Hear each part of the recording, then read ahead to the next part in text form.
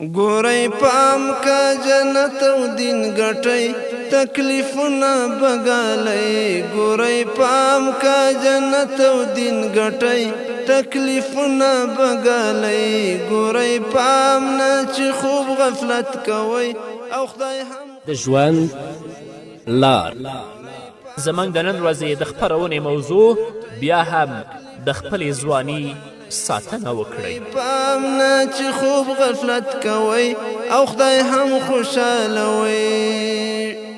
بسم الله الرحمن الرحيم. الحمد لله رب العالمين حمد الشاكرين. الصلاة والسلام على سيد الأنبياء والمرسلين سيدنا ونبينا وشفيعنا ومولانا محمد وعلى آله وأصحابه الطيبين الطاهرين. قدرمن اوریدونکو د ژوند د لارې د خپرونې مینوالو السلام علیکم ورحمت الله وبرکاته. ستاسو روغتیا او خوشحالي د پاک رب نه غواړم په دې هیله چې د صحت او عافیت جامې پر تن ولرئ او خوشحالي مو په برخه وي. دا دی زه محمد یاسین فهیم د ژوند د لارې د خپرونې په وړاندې کولو کې ستاسو په خدمت کې یم. زموږ د نن ورځې د خپرونې موضوع بیا هم د خپلې ځواني ساتنه وکړئ. قدرمنو اوریدونکو، که زموږ ځوانان د خپلې ځواني ساتنه په دین سره وکړي، د الله رب العزت د احکامو او د الله رب العزت د اوامرو پابند شي، هغوی به د جنت د نعمتونو نه برخمن شي. د جنت نعمتونه د دنیا له نعمتونو سره نشي پرتله کیدی، ځکه هغه داسې صفات لرونکي دي چې نه سترګو لیدلي، نه غوږو اوریدلي، نه د کوم بنده زړه د هغه تصور کولی شي. حضرت سهل بن سعد الساعدي رضی الله تعالی عنه د رسول اکرم صلی الله علیه وسلم نه روایت کوي. هغه فرمایي محمد رسول الله صلی الله علیه وسلم سره یو ځل په مجلس کې ناست وم چې د جنت یادونه یې وکړه او په پای کې محمد رسول الله داسې وفرمایل فیها ما لا عین رأت ولا اذن سمعت ولا خطر على قلب بشر. په جنت کې داسې نعمتونه او خوندونه دي چې سترګو لا لیدلي نه دي او غوږونو یې په اړه څه نه دي اوریدلي او د هیڅ بنده زړه یې تصور نشي کولی. له دې وروسته بیا محمد رسول الله صلی الله علیه وسلم د سورة سجدې دا آیت تلاوت که تتجافى جنوبهم عن المضاجع يدعون ربهم خوفا وطمعا ومما رزقناهم ينفقون فلا تعلم نفس ما أخفي لهم من قرة أعين جزاء بما كانوا يعملون. رسول اکرم صلی الله علیه وسلم چې کله دا آیت تلاوت کوي نو په دې کې الله رب العزت صفت د جنتیانو کوي، صفت د مسلمانانو کسانو کوي. دوی هغه کسان دي چې اړخونه یې له بسترو څخه بیل وي، یعنې تل لپاره په مانځه ولاړ وي، خپل رب ته له ویرې او هیلې سره خپله غوښتنه وړاندې کوي او څه روزي چې موږ هغو ته ورکړې ده له هغې نه لګښت کوي، یعنې د الله په لاره کې مصرفوي. نو د سترګو یخېدو کوم وسایل چې د هغو د عملونو په مکافات کې د هغو لپاره پټ کړي شوي دي، هیڅ نفس پرې خبر نه دی. هغه مکافات چې هیڅ نفس پرې خبر نه دی، هغه کوم مکافات دي؟ هغه د جنت نعمتونه دي. الله دې موږ ته توفیق راکړي چې په دنیا کې د خپلې ځواني ساتنه په دین سره وکړو چې الله مو د هغو نعمتونو نه برخمن کړي. همدارنګه د مسلم حدیث دی، حضرت ابي هريره رضی الله تعالی عنه د رسول اکرم صلی الله علیه وسلم نه روایت کوي چې رسول الله صلی الله علیه وسلم وفرمایل ان فی الجنة لشجرة یسیر الراکب فی ظلها 100 سنه. په جنت کې داسې یوه ونه هم شته که یو سپور یې تر سوري لاندې 100 کاله مزل هم وکړي بیا هم سوری نه خلاصیږي. داسې ونې په جنت کې دي. نو راشئ په خپلو نیکو عملونو، په خپلو ښایسته عملونو باندې جنت خپل کړئ، د هغو نعمتونو نه برخمن شئ. امام ابن حجر رحمه الله په فتح الباری شرح د بخاري کې لیکي معلومه خبره ده چې د دنیا ټول نعمتونه او خوندونه د جنت د نعمتونو په وړاندې د یوې ذرې په اندازه هم ارزښت نه لري او نه ورسره برابرېدی شي. او چاته چې په جنت کې د یوې امسا په اندازه ځای ترلاسه شي نو ګواکې چې ټوله دنیا ورکړې شوې ده، او چاته چې په جنت کې اعلی مقام ترلاسه شي د هغې نو بیا بیل خوند دی. الله دې زموږ نصیب کړي، الله دې موږ ته نیکو اعمالو توفیق راکړي. امام ابن قیم جوزی رحمه الله په خپل کتاب حادی الارواح کې لیکي د هغه کور د ښکلا او لویوالي اندازه به څرنګه وشي چې الله رب العزت په خپل لاس خپلو دوستانو ته جوړ کړی او د هغې ونې یې په خپل لاس کېنولي دي. هغه کور چې له خپل رحمت او کرامات او رضا نه یې ډک کړی دی، د هغې نعمتونو ته یې لویه کامیابي ویلې او په هغې کې هر ډول خیر موجود او له هر ډول شور او بدي نه پاک دی. د دې تصور څوک کولی شي؟ الله رب العزت په سورة واقعه کې فرمایي وفاکهة مما یتخیرون ولحم طیر مما یشتهون. الله رب العزت په دې آیتونو کې د جنتیانو خوراک بیانوي او د هغو مخې ته به راز راز خوندورې میوې وړاندې کوي چې کومې خوښې وي هغه به یې غوره کړي او د مرغانو غوښې به ورته وړاندې کوي چې د کومو مارغه غوښه یې خوښه وي هغه به استعمال کړي او نورې به پرېږدي. همدارنګه الله په سورة زخرف کې 1 آیت کې فرمایي یطاف علیهم بصحاف من ذهب واکواب وفیها ما تشتهي الانفس وتلذ الاعین وانتم فیها خالدون. د هغو په مخ کې به د سرو زرو ګیلاسونه او جکونه ګرځول کیږي او هر زړه خوښوونکی او سترګې خوږوونکی شی به هلته موجود وي. دوی ته به تل ویل کیږي تاسې به اوس دلته د تل لپاره اوسیږئ. همدارنګه الله په سورة حاقه کې 40 آیت کې فرمایي کلوا واشربوا هنیئا بما اسلفتم فی الایام الخالیه.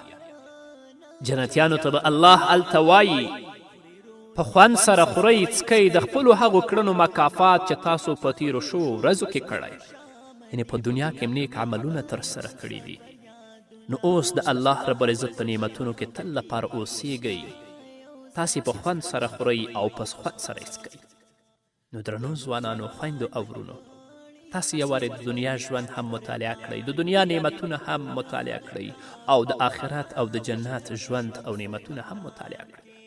نو راځئ په خپل محدود ژوند سره هغه ابدي ژوند کله هم مه تباه کوئ، مې خرابوئ، د خپلې ځواني ساتنه په دین سره وکړئ.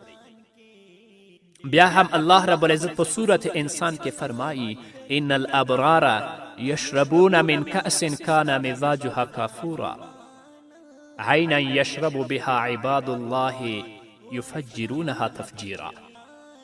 ښه خلک به په جنت کې د شرابو داسې جامونه څکي چې په هغو کې به د کافور اوبه ګډې شوي وي او دا یوه بهیدونکې چینه ده چې د الله بندگان به یې اوبه څکي او کوم لورې ته یې چې زړه وي په آساني سره به د هغې لښتی باسي او بهوي به. همدارنګه الله رب العزت په بل ځای کې فرمایي ویسقون فیها کأسا کان مزاجها زنجبیلا عینا فیها تسمى سلسبیلا. په هغو به هلته د شرابو داسې جامونه وڅکل شي چې سونډ به پکې ګډ شوي وي، دا به د جنت یوه چینه وي چې سلسبیل ورته ویل کیږي. بیا هم الله په سورة مطففین کې په 20 آیت کې او 28 آیت کې فرمایي ومزاجه من تسنیم عینا یشرب بها المقربون. او په دې شرابو کې به تسنیم ګډ وي، دا یوه چینه ده چې د هغې له اوبو سره مقرب خلک شراب څکي. الله رب العزت دې موږ ته د نیکو اعمالو توفیق راکړي تر څو چې جنت زموږ نصیب شي. حضرت جابر رضی الله تعالی عنه د رسول اکرم صلی الله علیه وسلم نه روایت کوي چې محمد رسول الله صلی الله علیه وسلم وفرمیل بېشکه جنتیان به خوري او څکي خو نه به لاړې توکوي او نه به ورته د بولو حاجت پیدا کیږي او نه به له خپلو پوزو نه ګندګي پاکوي. صحابه کرامو وویل نو دا خوراک او څکاک به چیرته ځي؟ محمد رسول الله صلی الله علیه وسلم وفرمیل ارګیمي او اوسیلي به کوي او اوسیلي به یې د مشکو په شان خوشبویه وي. هغوی ته به د سبحان الله او الحمدلله ویلو الهام کیږي لکه څرنګه چې ورته په دنیا کې د تنفس کولو الهام شوی دی او په دې سره به خوراک او څکاک هضمیږي. همدارنګه الله رب العزت په سورة واقعه کې 22 آیت نه 24 آیت پورې د جنتیانو په صفات کې او نعمتونو کې فرمایي وحور عین کامثال اللؤلؤ المکنون جزاء بما كانوا یعملون. جنتیانو لپاره به د ښایسته سترګو خاوندانې حورې وي، داسې ښکلې لکه پټې ساتلې شوې ملغرلې دا هر څه به د هغو د عملونو مکافات په ډول هغو ته ورکول کیږي چې هغوی په دنیا کې نیک عملونه کړي دي. همدارنګه الله رب العزت په سورة واقعه کې 15 آیت نه 38 آیته پورې فرمایي انا انشأناهن انشاء فجعلناهن ابکارا عربا اطرابا لاصحاب الیمین. د هغو میرمنې به موږ په ځانګړي ډول بیا له سره پیدا کړو، هغوی به پیغلې وګرځوو، د خپلو خاوندانو عاشقانې او په عمر کې همزولې، د هر څه د ښي لاسونو د خاوندانو لپاره دي، یعنې د جنتیانو لپاره. همدارنګه الله رب العزت په سورة الرحمن کې 2 آیت نه تر 4 آیته پورې فرمایي حور مقصورات فی الخیام فبأي آلاء ربكما تكذبان لم يطمسهن انس قبلهم ولا جان. په خیمو کې ډیره شوې حورې، تاسې به د خپل رب کوم نعمتونه دروغ وګڼئ. له دغو جنتیانو څخه مخکې به هیڅکله کوم انسان یا پیري هغوی نوي مسه کړي. حضرت انس بن مالک رضی الله تعالی عنه د محمد رسول الله صلی الله علیه وسلم نه روایت کوي، د بخاري حدیث ده چې رسول اکرم صلی الله علیه وسلم وفرمایل که د جنت یوه ښځه دنیا ته راښکاره شي نو د ځمکې او اسمان ترمنځ به روښنایي خپره شي او له خوشبویي نه به ځمکه او له خوشبویي نه به ډک شي او د جنتي ښځې څادر له ټولې دنیا نه او له هغه څه نه چې پکې دي غوره دی. الله دې موږ ته نصیب کړي. همدارنګه د مسلم حدیث دی، حضرت ابي هريره رضی الله تعالی عنه د رسول اکرم صلی الله علیه وسلم نه روایت کوي چې محمد رسول الله وفرمایل جنت ته چې تر ټولو لومړی کومه ډله داخلیږي د هغو مخونه به د 14مې سپوږمۍ په شان ځلیږي او کوم چې له هغوی نه وروسته ورنوځي مخونه به یې په آسمان کې د پړکېدونکو ستورو په شان وي او د هر جنتي لپاره به 2 بیبیانې وي او د هغوی د سینې هډوکي به تر غوښو هغه خوا هم ښکاري او په جنت کې به هیڅ سړی هم بې ښځې نه وي. علامه ابن قیم جوزي په خپل کتاب حادی الارواح کې لیکي په جنت کې به له 2 ښځو نه ډېرې هم سړي ته ورکول کیږي، لکه د عبدالله بن قیس په روایت کې راځي چې رسول الله وفرمایل د مؤمن لپاره په جنت کې د ملغلرو یوه خیمه وي چې اوږدوالی به 7 میله وي او په هغې کې به د جنتي سړي ښځې اوړي را اوړي، خو یوه او بله به د پردې له وجې نشي لیدلی. حافظ ابن حجر عسقلاني لیکي له دې حدیث نه معلومه شوه چې د هر جنتي سړي لپاره په جنت کې 2 بیبیانې خامخا وي. علامه ابن قیم جوزی لیکي د جنت حورې به پیغلې او د یو بل همزولې وي، د هغوی د بدن د غړو اوبه به داسې ښکاري ګواکه ته به وایې چې لمر د هغوی پر مخ باندې وړانګې شیندي، کله چې وخواندي له غاښونو نه به یو نور راوځي، کله چې له خپل عاشق سره خبرې کوي نو څه دې خیال دی چې څنګه خبرې به ورسره کوي. الله رب العزت دې دا نعمتونه زموږ نصیب کړي او دا هله چې موږ د الله د اوامرو او د الله رب العزت د احکامو پابند شو، د خپلې ځواني ساتنه د الله په دین سره وکړو، د محمد رسول الله صلی الله علیه وسلم د ارشاداتو او د ویناو مطابق عمل وکړو. او هغه ځوانان چې ژوند په فسادو په منکراتو په فجایو کې تیری، د دنیا ژوند هغوی دوکه کړی د هغو ژوند به څنګه په آخرت کې هغه به واورو خو د یوې دمې نه وروسته. ګورئ پام نشي ښکار د هوسونو د پردو د سازشونو، ګورئ پام هسې نه چې مو بیا نیسي شهیدان له ګریوانونو، ګورئ پام امتحان کې ولویدئ اوس پکې ټینګې لګوئ، ګورئ پام امتحان کې ولویدئ اوس پکې ټینګې لګوئ، ګورئ پام که جنت او دین ګټئ تکلیفونه بګالئ، ګورئ پام نه چې خوب غفلت کوئ او خدای هم خوشحالوئ. قدرمنو اوریدونکو، بیا هم زموږ سلامونه او نیکې هیلې ومنئ. د الله بندگانو، د دوزخ اور ډیر سخت او ژوند یې نه ژوند دی او نه مرګ، بلکې داسې دی چې په یادولو سره ماشوم هم سپینګیری کیږي. نو څوک چې ورننوځي د هغه د حالت په اړه څه فکر کوئ؟ ای ګنهګار ځوانه، خپل نفس دې د دوزخ له اوره وویروه او په دې سره سمې لارې ته نفس برابر کړه ځکه د هغه خوند ګټه به څه وي چې زر له منځه ځي خو سزا یې نه ختمېدونکې وي. امام غزالی رحمه الله فرمایي ای له خپله ځانه غافله انسانه د دنیا فکر پرېږده او د هغه ځای په اړه فکر وکړه چې همیشنی ژوند به پکې تیروي او هغه ځای ته رسېدل څه اسانه خبره نه ده، ځکه هر انسان به د دوزخ په اور باندې تیریږي. هغه کسان به بچ کیږي چې هغوی په دنیا کې نیک عملونه کړي. الله په سورت مریم کې 1 آیت او 2 آیت کې فرمایي وَإِن مِّنكُمْ إِلَّا وَارِدُوهَا كَانَ عَلَى رَبِّكَ حَتْمًا مَّقْضِيًّا ثُمَّ نُنَجِّي الَّذِينَ اتَّقَوا وَنَذَرُ الظَّالِمِينَ فِيهَا جِثِيًّا. الله فرمایي له تاسې نه هیڅوک داسې نشته چې دوزخ ته ورتلونکی نه وي. دا خو یوه فیصله شوې خبره ده چې د هغې ارومرو ترسره کول ستا د رب په ذمه دي. بیا به موږ هغه کسان وژغورو چې په دنیا کې پرهیزګاران ول او ظالمان به په هغه کې په ګونډو غورځېدلي پرېږدو. حضرت ابو هریره رضی الله تعالی عنه د رسول اکرم صلی الله علیه وسلم نه روایت کوي چې یو ځل موږ رسول الله صلی الله علیه وسلم سره ناست وو چې یو آواز مو تر غوږ وشو. نو محمد رسول الله صلی الله علیه وسلم وفرمایل آیا پوهیږئ چې دا د څه شي آواز و؟ موږ ویلې الله او د الله رسول ښه پوهیږي. محمد رسول الله صلی الله علیه وسلم وفرمایل دا یوه ډبره وه چې 80 کاله مخکې دوزخ ته ورغورځول شوې وه او اوس د هغې تل ته ورسېده. جهنم دومره ژور دی او انسان به په خپلو بدو عملونو باندې الله التلیږي. نه راشه په خپلې ځواني مه دوکه کیږه، د دنیا په محدود ژوند باندې مه دوکه کیږه. الله ته متوجه شه، د الله رب العزت د احکامو د اوامرو پابند شه چې الله دې د جهنم نه وژغوري او الله دې جنت ته داخل کړي. همدارنګه د بخاري حدیث دی، حضرت ابی هریره رضی الله تعالی عنه د رسول الله صلی الله علیه وسلم نه روایت کوي چې محمد رسول الله وفرمایل ستاسې اور د دوزخ د اور 80مه برخه ده.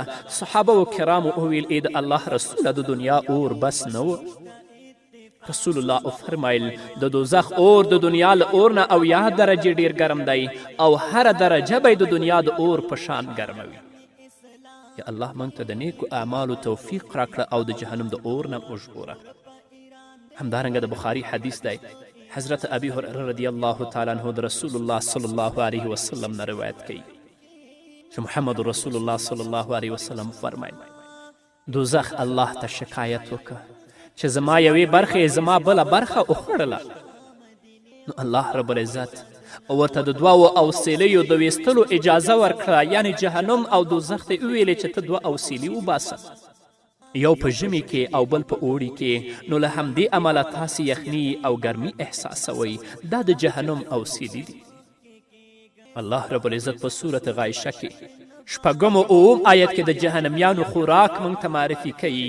فرمایي لیس لهم طعام الا من ضریع لا یسمن ولا یغني من جوع. د اغزنو وچو خادونه به پرته بل هیڅ ډول خواړه د هغو لپاره نه وي چې نه به پرې چاغیږي او نه به یې لوږه پرې ایسته کیږي.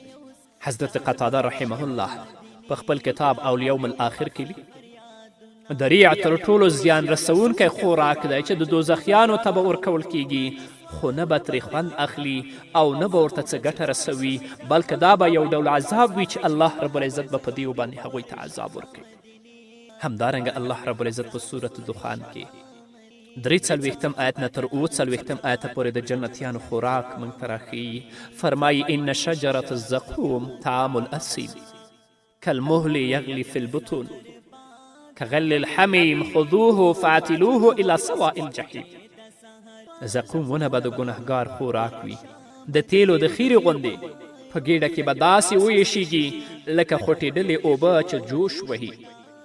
اوبه ویل شي دی ونیسئ او په رسوایي سره د دوزخ منځ ته راکاږئ. همدارنګه الله په صورت صافات کې 63 آیت نه تر 68 آیت پورې فرمایي انها شجرة تخرج في اصل الجحیم طلعها كأنه رؤوس الشياطين فإنهم لآكلون منها فمالئون منها البطون ثم إن لهم عليها لشوبا من حميم ثم إن مرجعهم لإلى الجحيم. الله وایي زقوم یو ونه ده چې د دوزخ له تله به راوځي، د هغې غوټۍ داسې دي لکه د شیطانانو سرونه، دوزخیان به هغه وخوري او له هماغې نه به خپلې ګېډې ډکې کړي بیا به د هغې د پاسه د څکلو لپاره هغو ته خوټېدلو اوبه ورکول کیږي او له هغه وروسته به د هغو ورستنېدل هماغه د دوزخ د اور خواته وي. الله دې موږ ترې وساتي. دوزخیان چې کله د لږې احساس وکړي نو له دې پرته به بله چاره نه لري چې له همدې اونې نه خوراک وکړي او په هر ډول چې کیږي باید تیرې کړي. خو کله چې له ستوني تیر شي په ګېډه کې به اور بل شي او له همدې امله به د اوبو غوښتنه وکړي نو د اوبو پر ځای به د دوزخیانو وینې او زوی ورکول کیږي چې دوی به د تږي اوښ په څیر په یو سا په سر راواړوي او کله چې ګېډې ته ورسیږي د ډیر ګرموالي له امله به یې کلمې ورسره لاندې پورې وځي لکه چې الله په سورت محمد کې 15 آیت کې فرمایي وسقوا ماء حمیما فقطع امعاءهم او په هغو باندې به داسې ګرمې اوبه وڅکلی شي چې د هغو کلمې به غوڅې غوڅې کړي. دا د قیامت په ورځ د دوزخیانو میلمستیا له الله رب العزت نه غواړو چې موږ ته ترې پناه راکړي. نو درنو ځوانانو خویندو او ورونو راشئ د الله د اوامرو پابند شئ د الله رب العزت د احکامو پابند شئ خپل عملونه د الله د ویناو مطابق او د محمد رسول الله صلی الله علیه وسلم د ارشاداتو مطابق ترسره کړئ.